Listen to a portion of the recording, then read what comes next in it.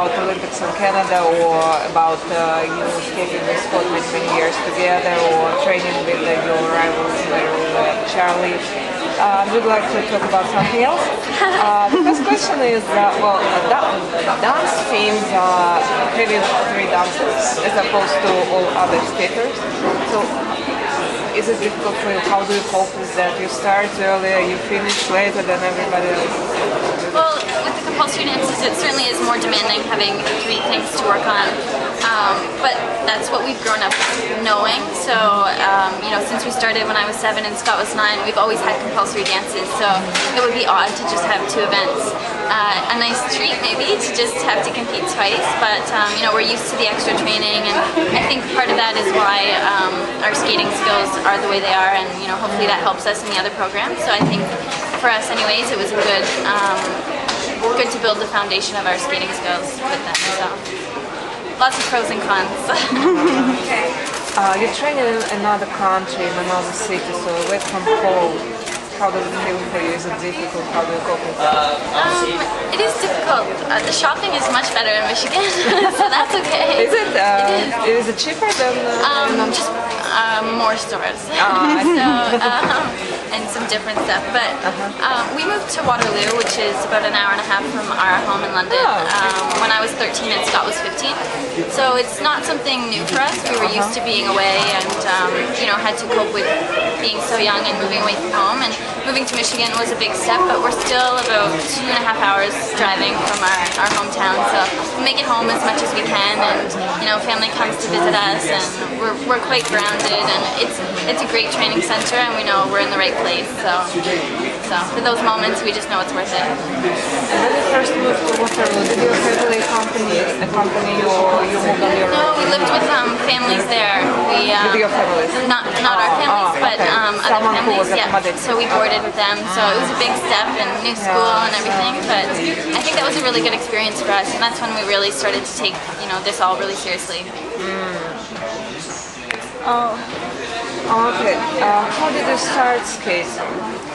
How it all started? I think I was about 6 when I started skating. My mom said it was because I was going on a school trip and I wanted to be able to skate with my friends. I don't even really remember, but I tried all different sports. My family was very sports oriented, and my siblings did every sport in the book. So I think it was just an avenue that I went down, and it was something to try, and I really liked it, so I'm kind of stuck.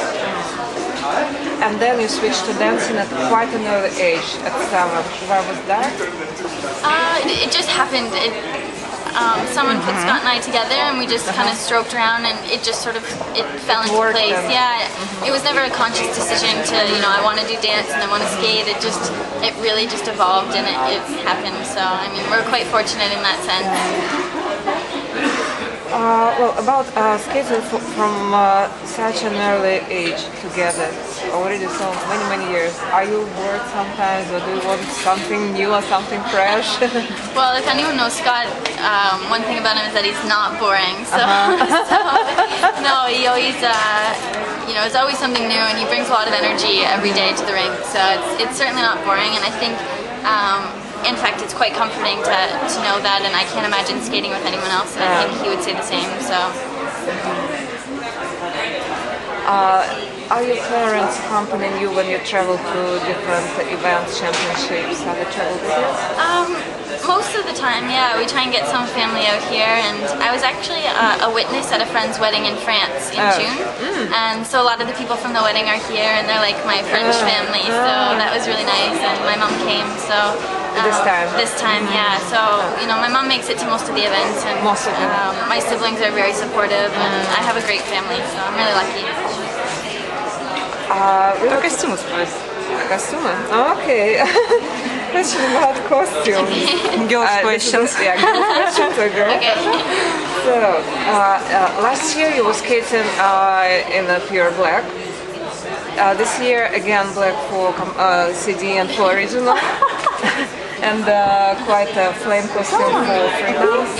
Why was that? Do you plan to do something else later in the season, to add something, or? Yeah, I think the thing about ice dance is that the costumes are always changing, and I'm sure if you know Scott and I, then there's something different every competition, and everyone has their opinions, and everyone wants their say. So, but for the most part, I mean, we like pretty simple and elegant things. So we're trying to keep it pretty classy.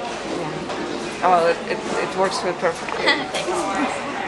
Scott, we were talking how Tessa started skating, so she told us already, and we know that you started hockey. Yeah, I was in hockey skates first, yeah, and I wasn't really much good at the team because I couldn't skate, so my mom was a skating coach, so it made sense to learn how to skate, and then met Tessa, and the rest is history, I guess. Well, Tessa said that she started dancing just because it happened. You were 9 when you started dancing. We were was really it young. Like choice, or you would just said you are going to start dancing? Well, my older brother was a nice dancer, and my cousin, they skated together, so at that age I pretty much wanted to be my older brother, so I kind of wanted to dance, but I had no idea why. But a couple of years later, I fell in love with it. Don't tell anybody. Put this on camera.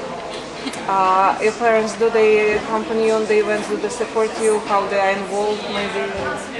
Oh, I mean, Since your mom is a skating coach again, do they maybe, I don't know, analyze your performances, giving you advices or criticize or they something? don't analyze as much anymore, but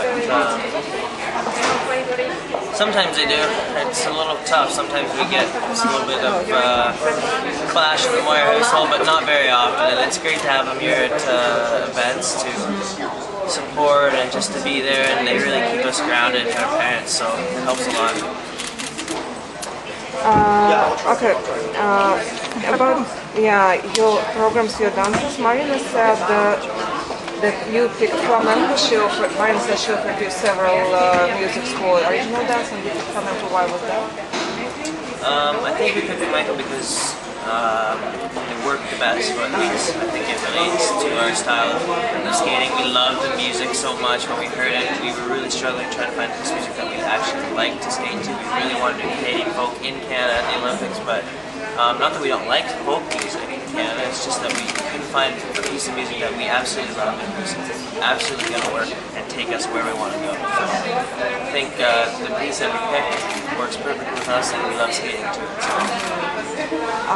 Have you considered that people maybe will compare your flamenco with the flamenco Camisino or flamenco Cabacho because there were many flamencos in dancing? Did you think about that? Yeah, I mean, I think each team has their own style, so that's the good thing about dance. And you know, I think we're interpreting the Farukas a bit differently, and certainly, the past dancers that have done flamenco have been phenomenal, and we're just trying to focus on our own thing and take it in a different direction, maybe.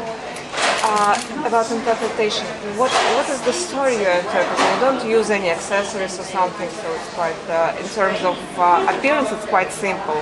Right. Simple costumes and everything, but what is the concept of the Well, I try to use the skirt a little bit. Is that not a prop? I mean, I think there's a little bit of a storyline. I don't think it's very extravagant. Like, there's not like a definite storyline to go along with it. For the flamenco, I think there has to be a connection between the man and the woman, and there's parts of the dance that are very macho, but there's also parts where it's just about the connection. So we try and focus a little bit on each part, and I think it builds the program in itself. So. And we've been lucky to work with some phenomenal folk dancers that do flamenco, so much of it just comes from within, right? And it's so much passion, and they just love to dance. So, you know, what the reason is, who knows? But, you know, we just have to kind of go and attack it. Where did you find, where did you meet those dancers? We've been working with them in Michigan. Oh, we have to go? 4 minutes. Oh, yeah. Okay, that's okay. Sorry. For free dance, we know that Marina again picked the music, and she said that she was thinking about this music for years, and that she was waiting only for the couple who could interpret that. But how was it for you when you were offered this music? That was one of those moments that I knew that we'd look back on and think, oh, like, you know, that's our Olympic program, which is pretty cool. And within the first 6 notes of the music, I knew that I loved it. It was just one of those things that kind of happened. So we're really lucky, and we weren't sure what to expect because Marina was withholding it from us for a long time. So we were actually expecting not to really like it. But don't tell her that. Excuse me.